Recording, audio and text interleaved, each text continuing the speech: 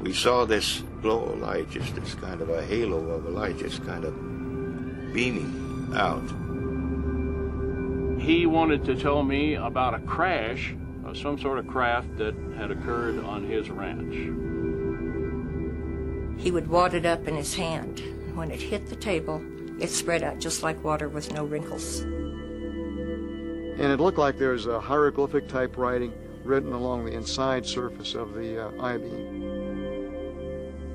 They had no earlobes. They had 2 ear canals, 2 very small orifices for the nose, a concave face. Oh yes, it was a cover-up from the beginning.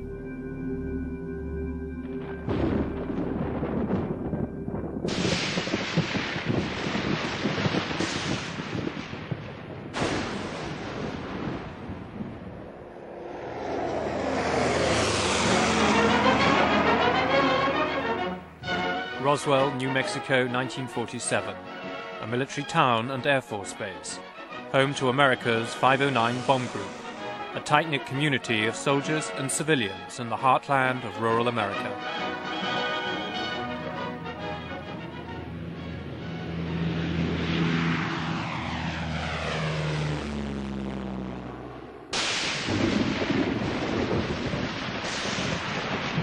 In the summer of 1947, the whole of America was gripped by a wave of sightings of flying saucers. In Roswell, there were many witnesses to a strange light in the sky.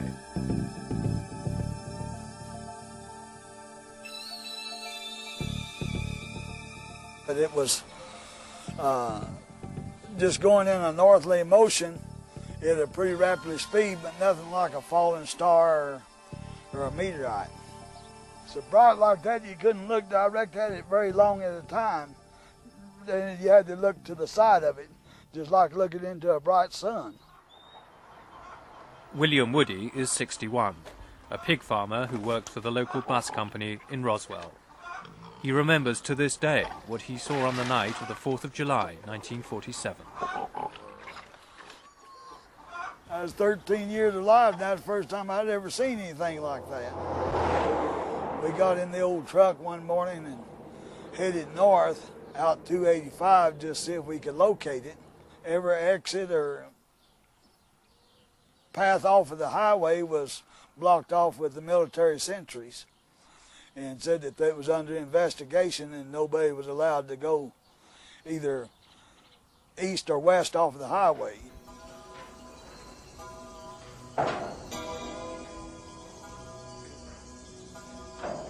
On the Foster Ranch, 75 miles northwest of Roswell, Mac Brazel, a farmhand, was on his daily rounds when he came across some strange material scattered in the fields. His sheep refused to go near it.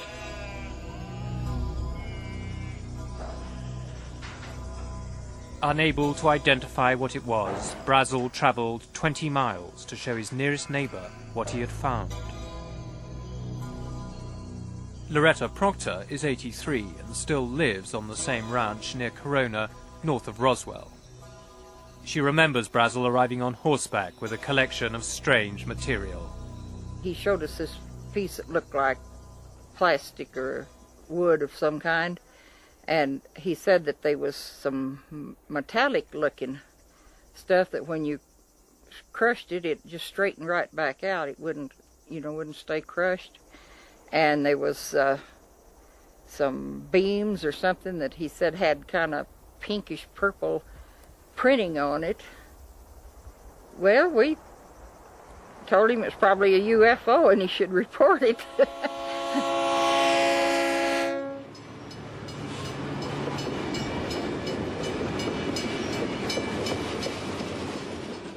Brazel took her advice and travelled into Roswell town with the strange debris. He reported his find to the sheriff of Chavez County. Sheriff George Wilcox immediately notified the local air base.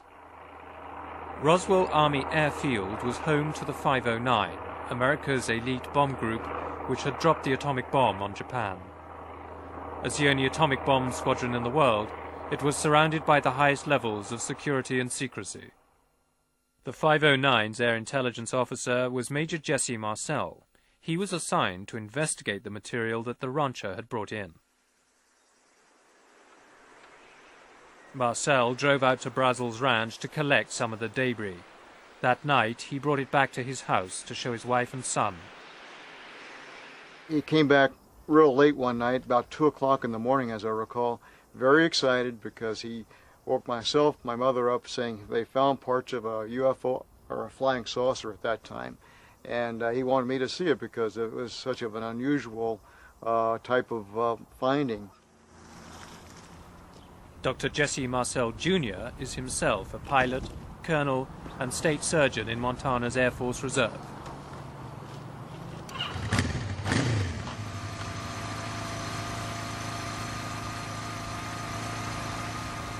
In 1947, he was 12 years old, but he vividly remembers the extraordinary nature of the material he saw that night in Roswell. As I recall, the most unusual part of the debris that I saw was the I-beam fragments, or what I recall as being I-beam, because they were very light, very strong, and they had some writing along the inside surface of this. And that was the thing that really set this apart from anything I'd ever seen before. Dan Dwyer and his colleagues in the Roswell Fire Brigade were also involved. The firemen were shown some remarkable material with curious properties. Dwyer's daughter Frankie was in the station at the time and remembers picking it up. When I would wad it up, it was like I had nothing in my hand. I couldn't feel it touching my skin. It was real weird. Drop it on the table and it was just like water, the way it would spread out.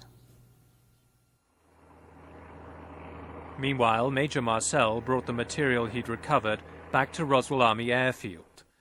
The commanding officer, Colonel Butch Blanchard, surprisingly ordered his public information officer, First Lieutenant Walter Hort, to issue an astonishing statement to the press. I was instructed by Colonel Blanchard to put out a press release which in effect stated that we had in our possession a flying saucer.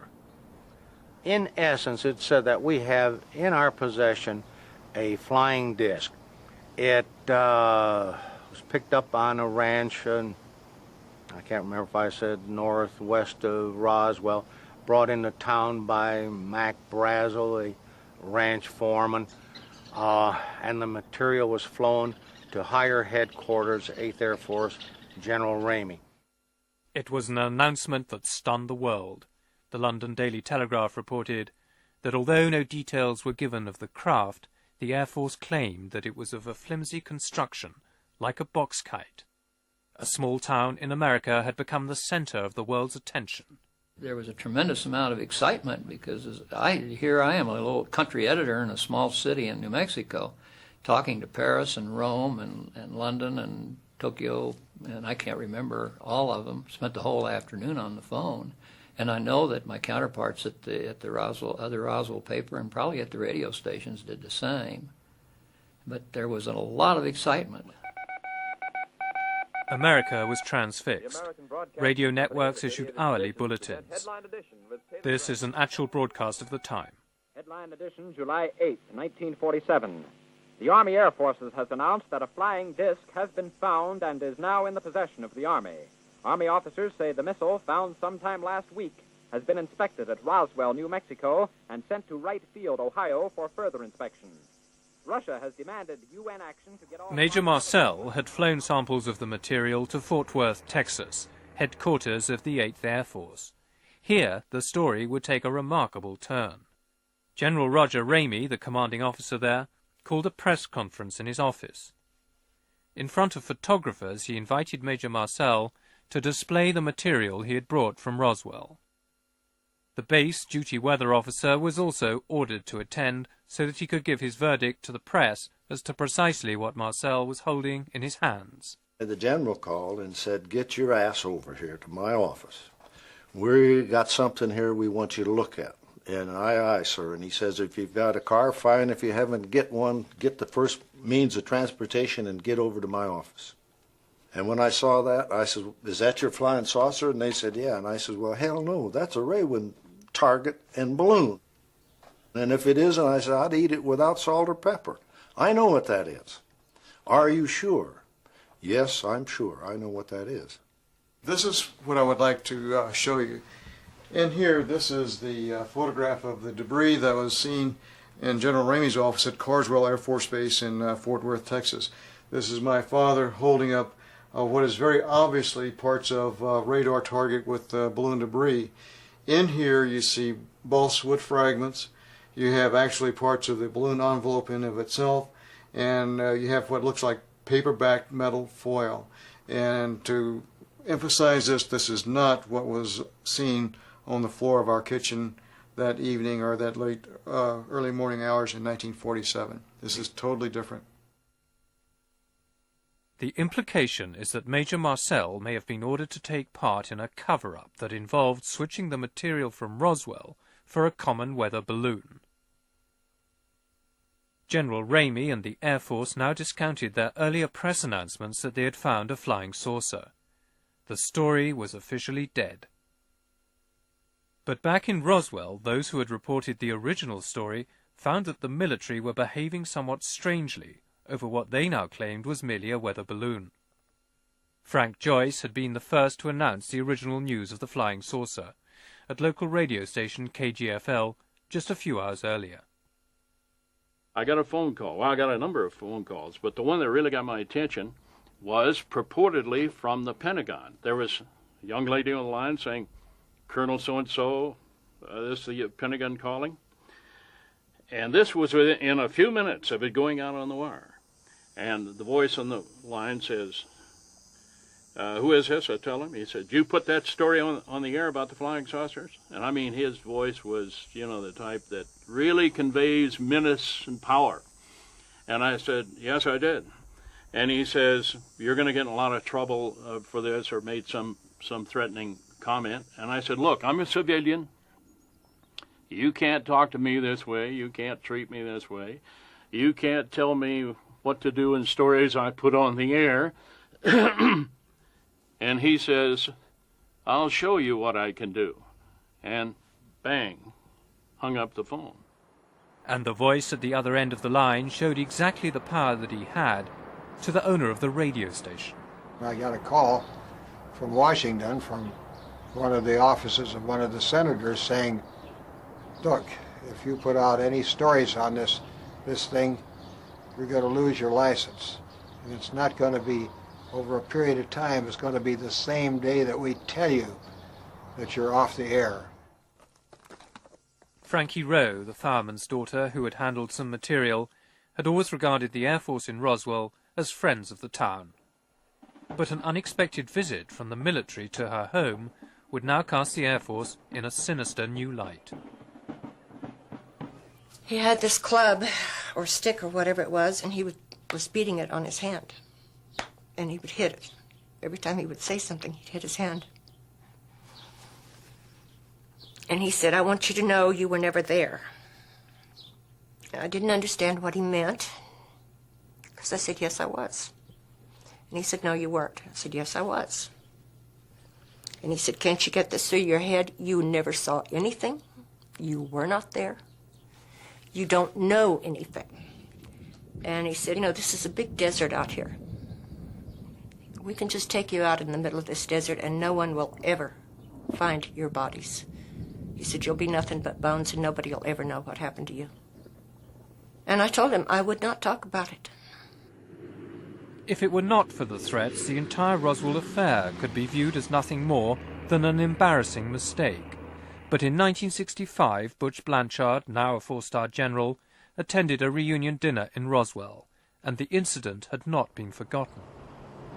He had been the commander here in 1947, and I was at a table with the general and several other locals when they were interrogating him about the 1947 incident, and he declined to answer any of the questions, except he did comment that it was the damnedest thing he'd ever seen. He never would discuss it, but several months later, one night, I badgered him again, as I like to do, and he said, "Well," and he paused, he said, "I'll tell you this," and I'm paraphrasing him because I don't remember exactly how he said it, but in essence he said, what I saw I've never seen before.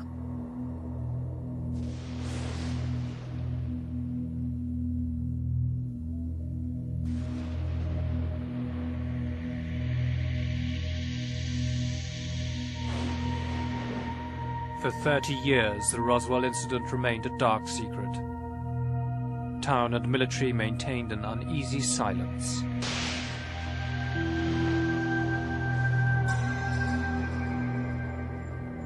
The story didn't see the light of day until 1978, when Jesse Marcel, the 509's intelligence officer, went public with an appearance on American television.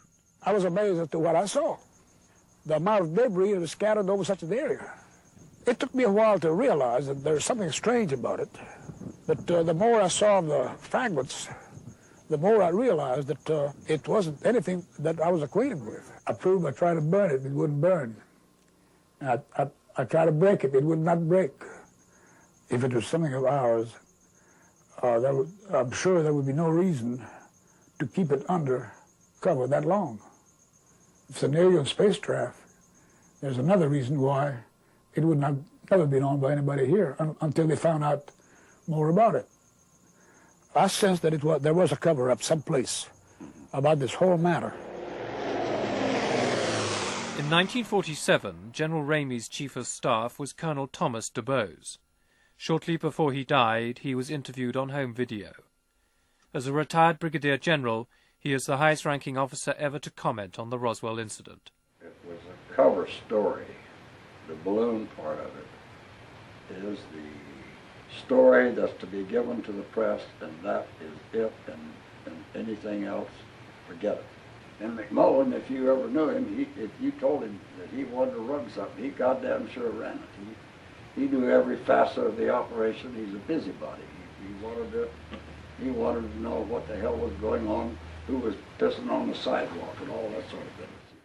General McMullen, the deputy head of Strategic Air Command at the Pentagon, was in charge of the entire operation, according to General DuBose. McMullen told me, you are not to discuss this, and this is a point of which this is more than top secret, as he said. It's beyond that. It's within my priority as deputy to George Kenney, and he in turn responsible to the president. This is the highest priority you can exist, and you will say nothing, and that's the end of it. And Jesus, that's from the commander-in-chief, and you forgot about it. The revelations of DuBose suggest that the American Air Force did indeed have something important to hide. There's no question about that. General DuBose said that specifically to us, that the balloon explanation that the Air Force offered was a cover story to get the reporters off General Ramey's back. So we have a wide body of testimony that was a cover-up. We have military witnesses saying they were sworn to secrecy. We have radio employees telling us that they were told if they broadcast their interview with Mac Brazel, they better look for a new job because they'd be out of the radio business the next day. We can show that beyond a shadow of a doubt. There's no question there was a cover-up. The question is, what were they hiding? What could the Air Force have been hiding for the last 40 years?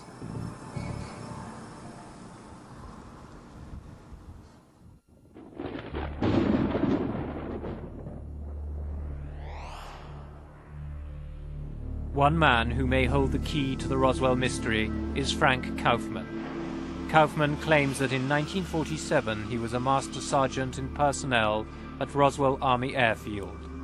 But what was not known at the time, he says, is that he was also a covert member of a highly secret counterintelligence unit codenamed the Nine.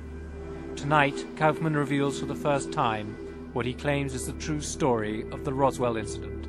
I was assigned to Roswell in 1942. My duties at that time was somewhat classified.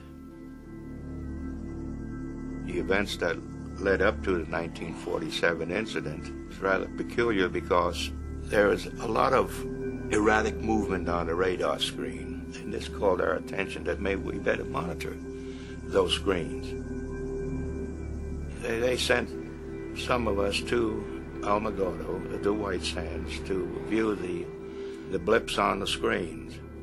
The blips were just dancing from one end of the screen to the other, and then all of a sudden there was kind of a flash, and it just disappeared.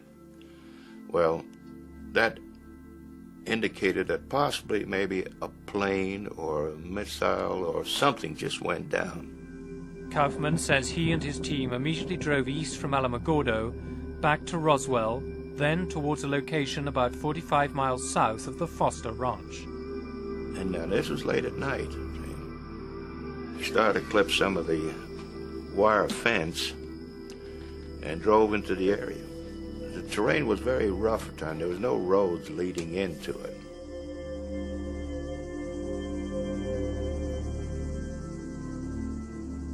We saw this glow of light, just this kind of a halo of a light, just kind of beaming out. We got to, I guess, maybe 200 yards, maybe 300 yards from where it was. And we learned right then and there it wasn't a plane, it wasn't a missile, it was kind of a strange-looking craft that was embedded in the arroyo. See?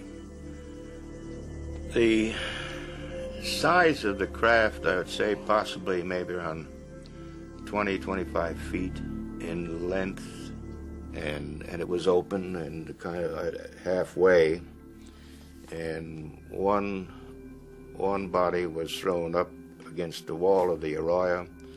The other one was half in and half out of the craft. And when we got in close, we noticed that there were probably 3 others inside the craft. Then we radioed in back to the base to have a truck, a flatbed, and a crane and everything else just come out to the site, and we prepared everything to clear everything off. Frank Kaufman provided us with what he claims is a copy of his official report on the Roswell Incident. A top-secret document containing observations and sketches of what he saw at the time.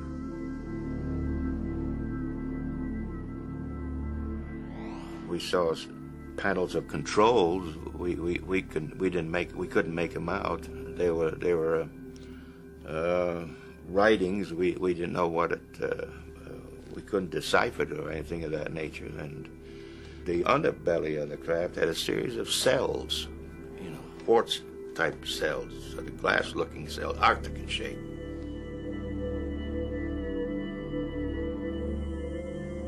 This is the actual site where Kaufman says he saw the strange craft for the first time. This is an artist's impression of the aliens based on Kaufman's own descriptions. We noticed one thing, that deterioration was beginning to set in on one of the bodies of the hands. We noticed the hands of skin trying to shrivel up, and that's the reason why we put them in the bags real in a hurry and got them out to the base hospital. They called the mortuary here to find out if there was anything that they could preserve the bodies with. The base also inquired about the availability of child-sized coffins, and later there was another call to the town undertaker. And I received a call later from the same mortuary officer stating that what embalming fluids consisted of, what would it do to the blood contents, what would it do to tissue, stomach contents, and how would it alter it. And I informed him what the answers that he wanted. Glenn Dennis also had the ambulance contract to ferry any injured servicemen to the base. That same day, he took an airman to the hospital and was amazed to find himself being roughly escorted off the base by military policemen who told him he had no right to be there. As they were taking me out, there was a door that was open over to the left, and there was a nurse coming out that had a towel over a portion of her face, and she looked up and she recognized me, and she said, "Glenn, get out of here. Get out of here as fast as you can. You're going to get in a lot of trouble." Then the next morning, she called me about 10 o'clock or so and said that she would like to see me, that we had to talk. And so I met her out at the Officers Club that morning. And she was already there when I arrived at the Officers Club. She was very upset, still crying, very hysterical. Then she told me what happened about going into this room. These doctors were there, and there was some 2 hospital gurneys there with the crash bags. One crash bag was 2 very small mutilated bodies. The other one, there was a very small body in a crash bag, but hadn't been mutilated as much as the others. And she told me the reason what they wouldn't let her out because they wanted her to write down what they were examining. And that's what she was doing. And they all became very ill. They said that the smell, and it was a very toxic smell, and they just couldn't breathe and get their breath, and they had to get out. This is Hangar 84, and this is where the craft and the bodies were actually brought into this hangar, but there was a lot of activity in this area here. And inside the hangar, right above on top, there was this large spotlight which was shining down on the craft, and also the bodies were laid out. There were 5 of them. And there was a cordon of military police around the area to keep people getting too close. There were other witnesses to the strange events at Hangar 84. I had security clearance, so I told him I came over there to pick up Lieutenant Governor Joe Montoya. He was at the hangar. Joe Montoya, Lieutenant Governor of New Mexico, was at the base campaigning for re-election. Outside Hangar 84, Ruben Anaya was waiting to pick him up. So the APs just lead us over there, you know, and then, but they didn't park close to the hangar. They parked about a half a block away. And I says, what the hell's going on, you know? And then, when they went toward I moved a little closer, and that's when the big hangar was open, and Senator Montoya came out. He says, let's get the hell out of here. He says. When he come out of there, he come all scared, and he said his head. They saw 2 little men with the big heads, but one was alive, still alive. They had him laying down on the floor, and he come out and told us their boss was there, and one was still alive.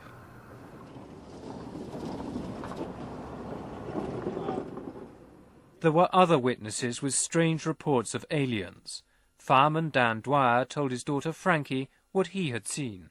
He said it did not come from this world. Did not look like anything he had ever seen. And he said there were little people out there. And Mother asked him what he meant by little people, and he said they weren't human people, but they were little people. He said there were 2 that were already dead when they got there, and they were put into body bags.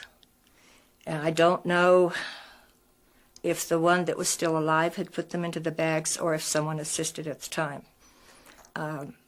There was one that was still alive and was walking around.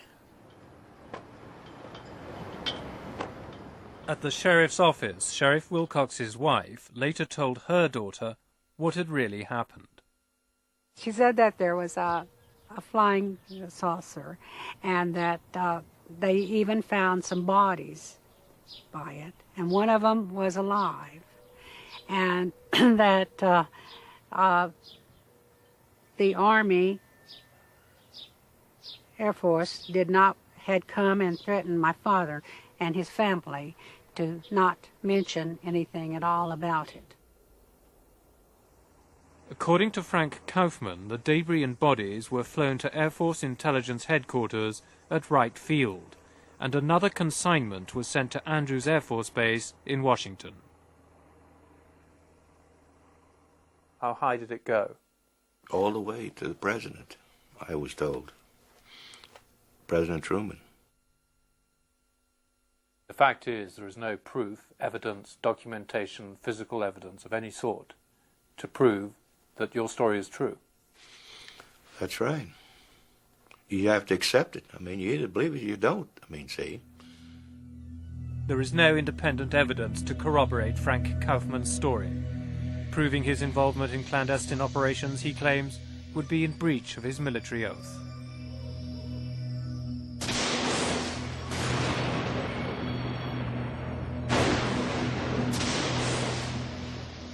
The lack of tangible evidence has been a consistent feature of the Roswell incident.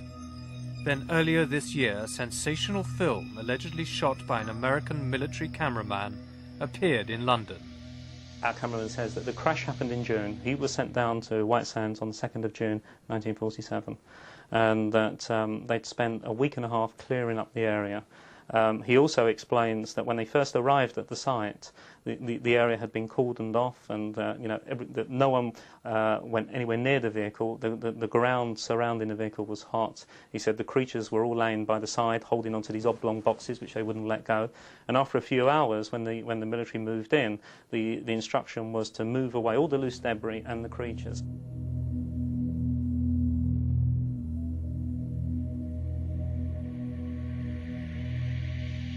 Ray Santilli claims he negotiated for 2 years to buy this film.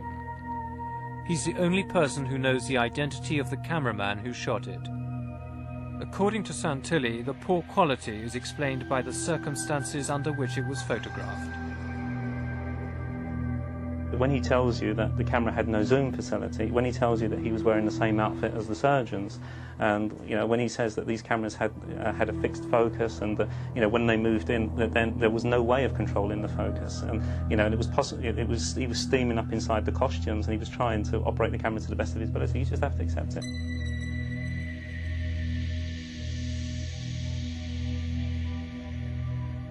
The other question is, well, why isn't it a fixed camera? Why isn't it a camera fixed above looking at the body? But then his argument is that, well, surgeons were bending over it all the time, and the only way you can get to see these things is by moving around. And the camera that he detailed as using, we checked at the museum, and it's a handheld camera.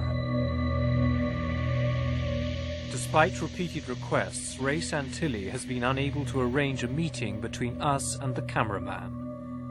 So far, we have no real proof of his existence.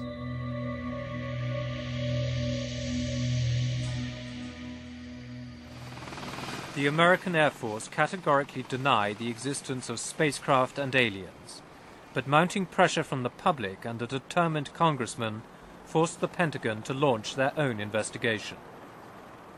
In July 1994, their official report admitted for the first time that the original weather balloon story was in fact a lie, designed to cover up what had really crashed at Roswell, a balloon of a different kind. This is film of Project Mogul, a top-secret project designed to detect sound waves from Soviet atomic tests. The Air Force report states that Project Mogul offers the most likely explanation for the Roswell incident. I suspect that our Flight 4 on the 4th of June was probably the source of the debris that the Ranger found. It was not recovered, and the record indicates that the B-17 abandoned tracking it while it was still airborne, and it's my memory that it was over a little town called Arabella, just north of Capitan and about 17 miles from where some debris was later found.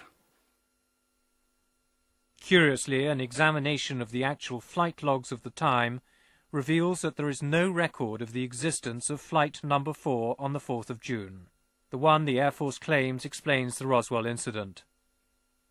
Moore says no records exist as no data was entered for unsuccessful flights, yet other flights that were unsuccessful are clearly documented. Discrepancies such as these have led many to doubt the Air Force's insistence that Project Mogul is in fact the answer to the Roswell mystery. On Capitol Hill, the representative for New Mexico, Congressman Stephen Schiff, is suspicious of the number of different explanations offered over the years. We've had 3 different explanations from the military about what crashed. The first explanation is it was a flying disc, meaning flying saucer in today's terminology. They changed that and said we made a mistake. It wasn't a flying disc, it was a weather balloon. I still find it amazing that the United States top bomber wing, with the only wing that was eligible to carry nuclear weapons at that particular time, would not know a weather balloon from a flying saucer, but apparently somebody didn't, according to them.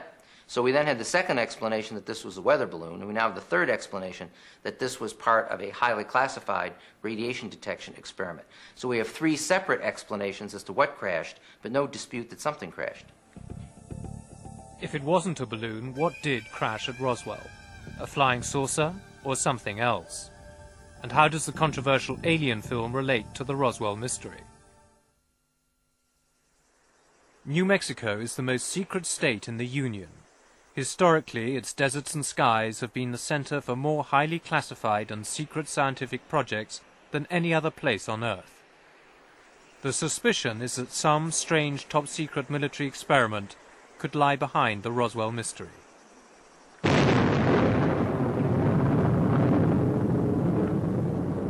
"50 years ago, the first atomic bomb was detonated in the Trinity test near White Sands. This summer, stealth warplanes were still on test flights in the skies above New Mexico.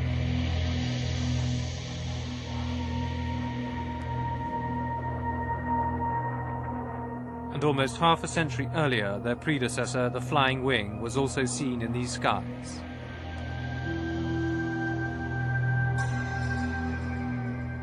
In 1947, White Sands was the location where America developed its early missile technology with V-2 rockets captured from the Nazis. Nazi scientists had been secretly relocated at the end of the war to develop the first stage of America's space program. Werner von Braun, the inventor of the V-2, was in charge of the operation. It is known that animal experiments were part of the American space program in the 1950s. But could there have been any as early as 1947? One series, which was known as Project Albert, which launched a chimpanzee or a monkey, a small monkey, in one of the nose cones. Needless to say, the monkey didn't survive due to some technical difficulties with the nose cone in re-entering into the Earth's atmosphere. When was that? That was probably around the late 40s and the early 50s. And this was even before the famous Ham, the space chimpanzee, which was trained over at the Alamogordo Air Force Base.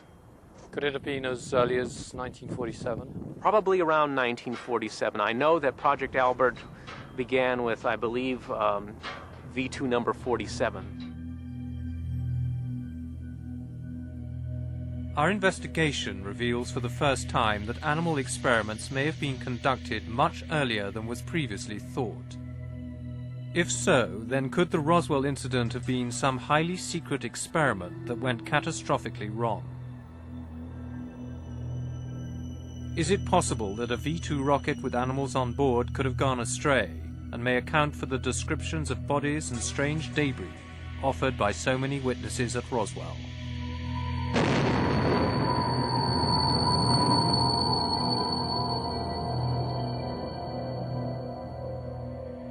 Could the metal with the curious properties at the Foster Ranch have come from a crashed V-2? We have researched our records extensively, and on that specific date and time, and even that month, we had nothing that could conceivably be within that area. We had been launching some balloons, but nothing in that particular month when the crash at Roswell occurred. And all of our rockets that we did launch could be accounted for during that time period, and there was nothing that White Sands had available at that time that could reach that far over to Roswell. As far as White Sands is concerned, we're pretty clean on this incident.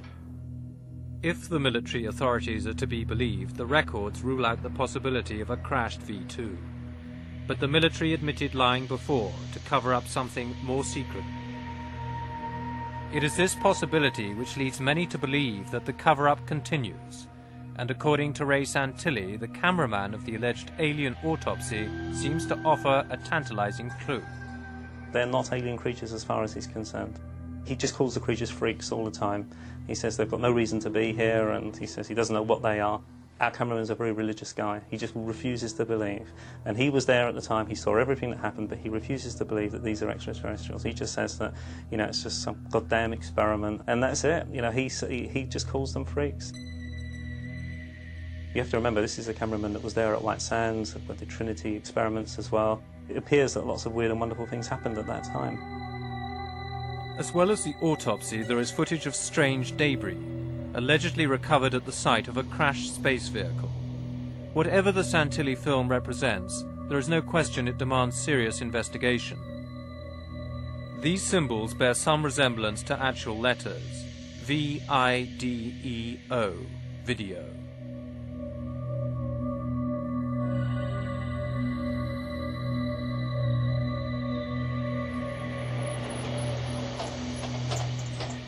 Despite doubts about its authenticity, we took the film to America to show to some of the witnesses that we originally interviewed about the Roswell incident. The symbols are vaguely consistent with my memory, since I can't be absolutely sure though, but they certainly could be consistent with what I saw. The differences would be the size and the fact that the ones I saw were not raised above the level of the beam.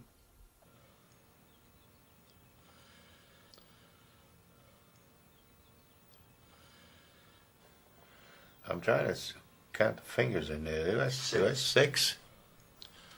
I don't recall 6 fingers though.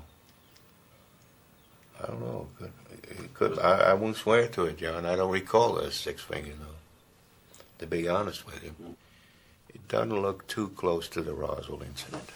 I can say that much. Dr. Ian West is one of Britain's leading forensic pathologists. He's frequently called upon by Scotland Yard in murder investigations. The blood pattern is unusual. You don't normally get, that incision has been open for some time now. We've got 4 little trails running from it.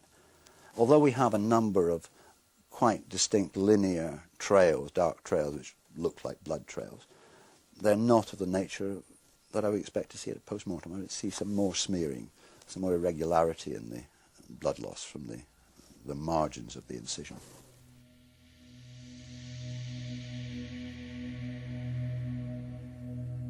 One has seen one distinctive organ removed from the upper central abdominal region. It's of the size of a liver, but it's not of the liver shape, and it's not in the liver position. I've seen no intestines that I can distinguish. I can't distinguish the thoracic organs. It certainly doesn't resemble, from what one can see here, any human remains that I've ever seen. There's just no evidence to say this is definitely nothing on the film which makes me say this is definitely a hoax. My feeling is that probably about 98% feeling is that this is probably a man-made hoax. I have, as I say, a 2% area where I don't know. In my opinion, I think it's a special effect. It's man-made. It's a good special effect. It's not going to be a cheap item. It's going to be, a few $100,000 probably. It's difficult to say when something like that could have been made. Certainly in the 60s they were doing things at Hammer, which were very similar. I would guess that it was not before the 60s, but sort of mid-60s I would think would be the earliest it could be. I don't think anyone could be certain that it's a special effect. I mean, it's how do I know what the inside of aliens look like? No one knows. I know what the inside of foam rubber and polyurethane foam looks like, and it looks very similar. Many people who are deeply suspicious about the film think that you could be behind the hoax yourself. What have you got to say to that? I'll still go back to what I said before. If someone, even if it was our company, wanted to hoax a piece of footage, why not do the job properly? Why not create something that really looks like an alien creature? Why come up with something where you've got these unnecessary hurdles of saying, well, is it human or is it not human? And in answer to your question, we didn't hoax it. Are you sure? Absolutely sure. 100% sure. I mean,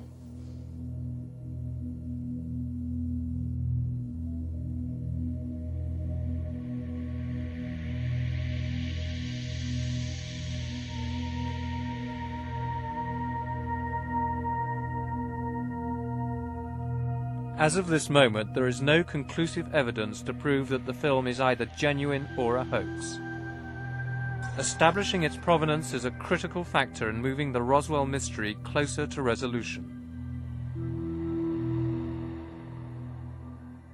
One vital step would be to have the film chemically analysed by a photographic laboratory. Are you going to provide proper a film extract which can be properly tested by Kodak, which has proper images on it? I'll provide you with a film. I'll provide you with what I can, which will be a film with image. And the only way that I can do that is by securing some film from the collector that bought the first autopsy, which is currently en route to us. So far, no suitable film extract has been provided for laboratory tests. But we continue to press for it.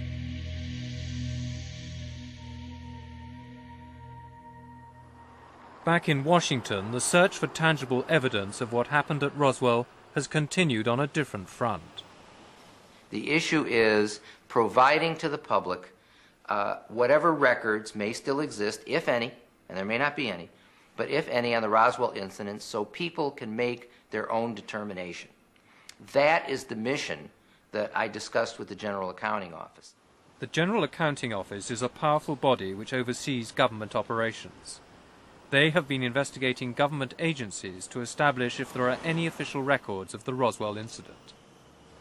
In July this year, the GAO reported that the Air Force had destroyed their records relating to Roswell. For conspiracy theorists, it sounds all too convenient. But one man who would know if Roswell ever figured in secret files is Frederick Durant. In 1952, he investigated the whole question of flying saucers for the CIA. If there had happened in 47, we would have known about it in 52 or 53 when I was involved. And I truly believe that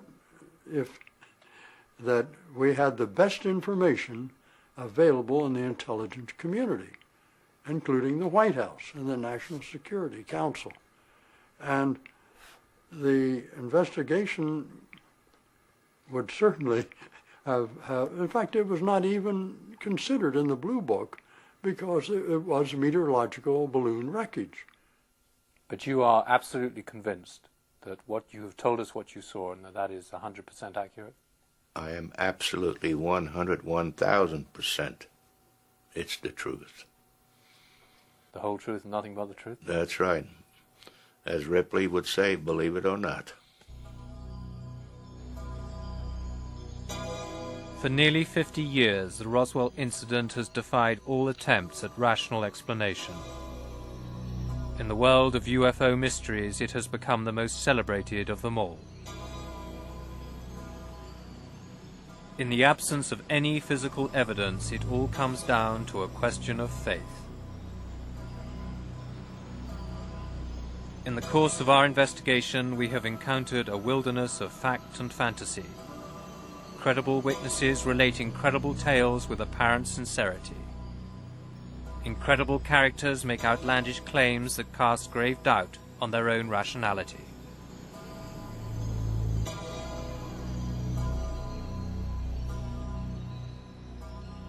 But could so many ordinary people from the rural heartland of America be either lying or afflicted by a false memory syndrome that leads to similar accounts of the same story?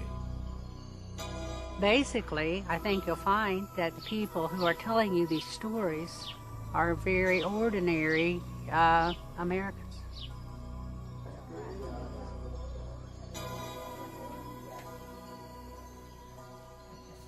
I know it happened.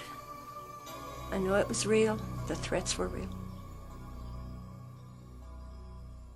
I think that they're covered up some, and I think they should tell the truth to the public now. Today, the Roswell incident remains shrouded in mystery. The Air Force insists that there are simply no secrets to conceal. Yet in a final twist, a source close to the Pentagon has informed us that secret documents have now come to light, and that in the next few months a new report will finally explain the mysterious accounts of strange bodies. It is just possible that the riddle of the Roswell incident may yet turn out to be a cosmic Watergate.